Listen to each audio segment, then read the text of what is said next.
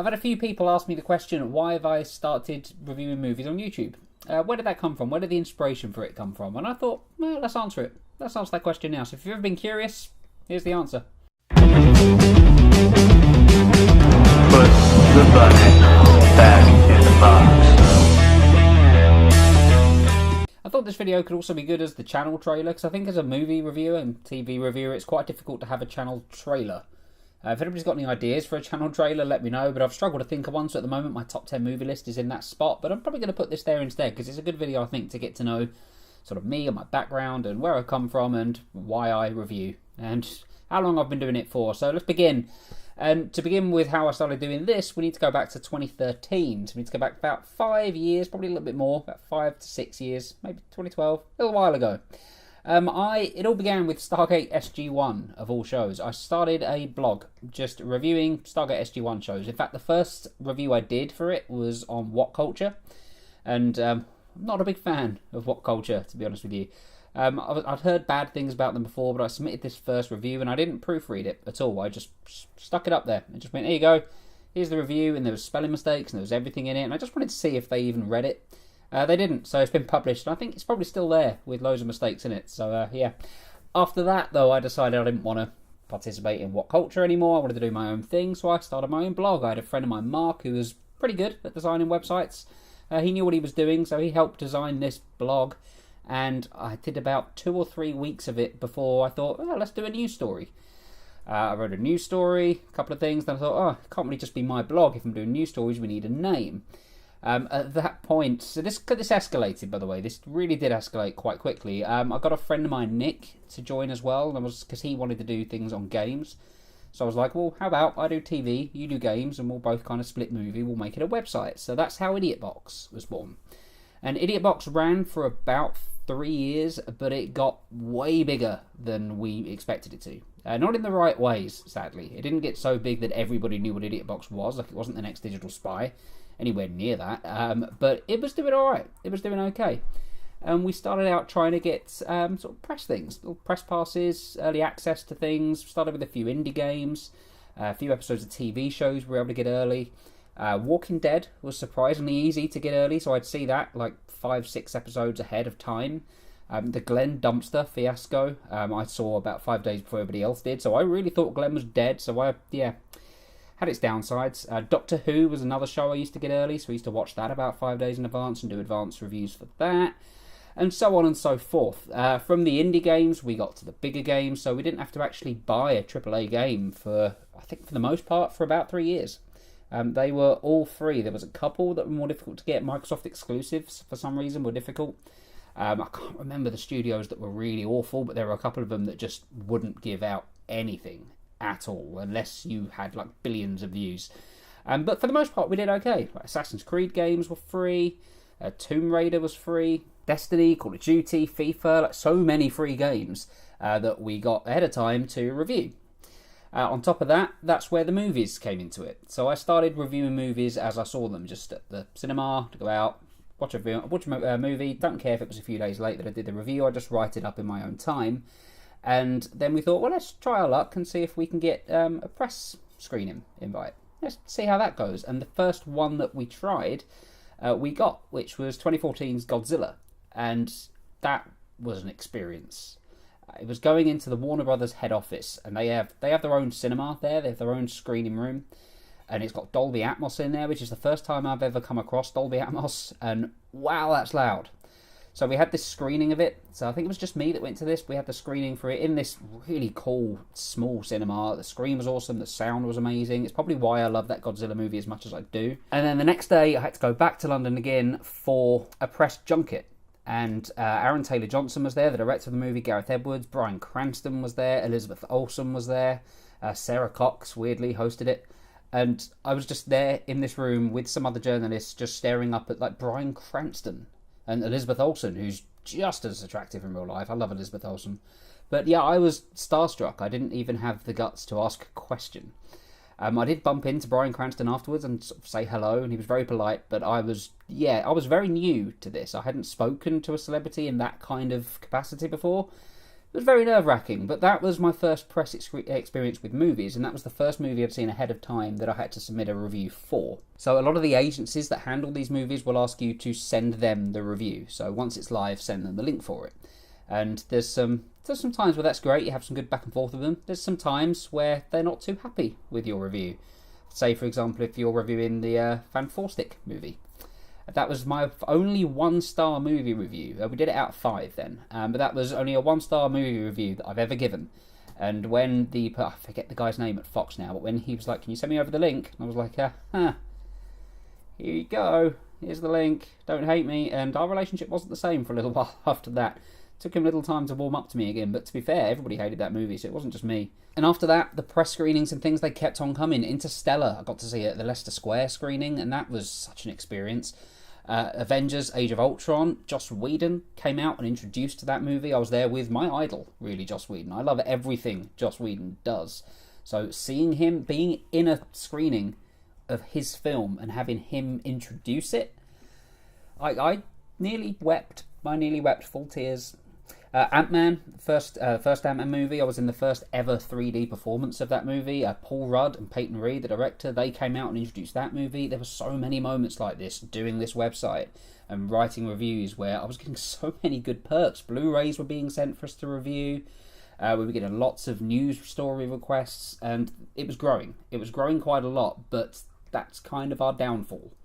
And because I was loving doing the reviews, I started looking at movies in a whole new way when I reviewed them. It didn't happen straight away, but it was after, I think about the 10th or so review, I started to just analyse them a lot more. I was starting to find problems with movies that in the past I would have just kind of watched and I'd have just been fine with. I wouldn't have given it a second thought. But when you're reviewing, you have to give everything really a second thought. You have to really make sure that your views on the movie make sense, that it's coherent, that what you're writing or saying, as in the case now, is logical, and that you're being fair to it as well. You're not letting yourself be biased, which can be very difficult sometimes. So yeah, I loved it. I loved doing reviews. I loved everything to do with running Idiot Box. I think you probably still find it on the Wayback Machine, the name of that site. You can still probably see the site on there. But we shut it down, and the reason for that is because it got too big for us to handle. Myself and Nick were the only two people running the editorial side of it. We tried to get people in to help us, but they were so unreliable. No one really stuck with it, so we couldn't grow it. And all of the workload was coming directly at us, and the two of us were working a Monday to Friday 9-to-5 job. So it was nigh on impossible for us to keep up with it, because if you think about the game reviews, I had to pick up on a few of them because Nick was just getting so many of them sent. I remember having to review Destiny, and I was one of the few, I think, people to give that like a 3 out of 5. You can't just like play 10 minutes of that game or any game. You have to play the whole thing pretty much and then write a review. So that's time consuming. Like 40-hour games, some of these.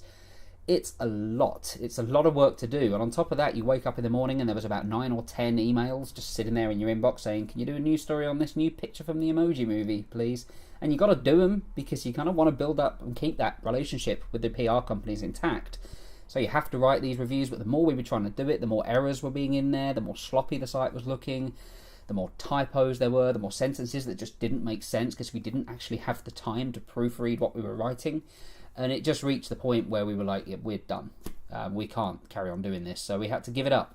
So we gave up the free games, the press screenings, the free Blu-rays, the early TV shows. And the last 2 things that I ever did for Idiot Box, and here's a little bit of trivia. I used to be a massive fan of the Australian soap opera Neighbours. I've got thousands of episodes of Neighbours here that I own because I don't really know how that started. But I loved that show. I don't watch it anymore. I stopped last year. But the 30th anniversary of the show, I got to sit on a roundtable interview with 4 members of the cast and 5 other journalists for like an hour and just sit there and talk to them. And that was, as somebody who loved that show for so long, and like Madge Bishop and Paul Robinson, Anne Charleston, Stephen Dennis, those 2 were there in the room. Olympia Valance and Tim Phillips, they were both there as well.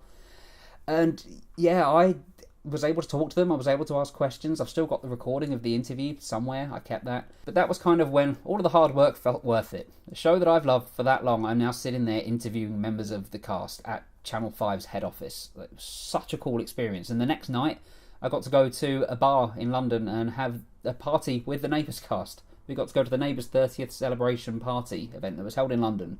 And everybody all sang the theme tune at one point. It was very, very surreal, but I loved it. Got to see Joe Mangle. Mark Little was there. Favourite character. So that was the second to last thing, and the very last thing that I did was myself and a friend of mine, Richard, went to a taping of the last episode to date of Red Dwarf 12.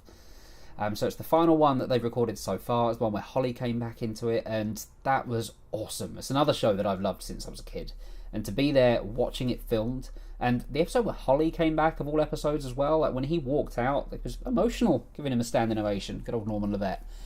But yeah, incredible thing. We get to go backstage afterwards, hang out in the green room. We met Kat, Danny John Jules, currently on Strictly Come Dancing.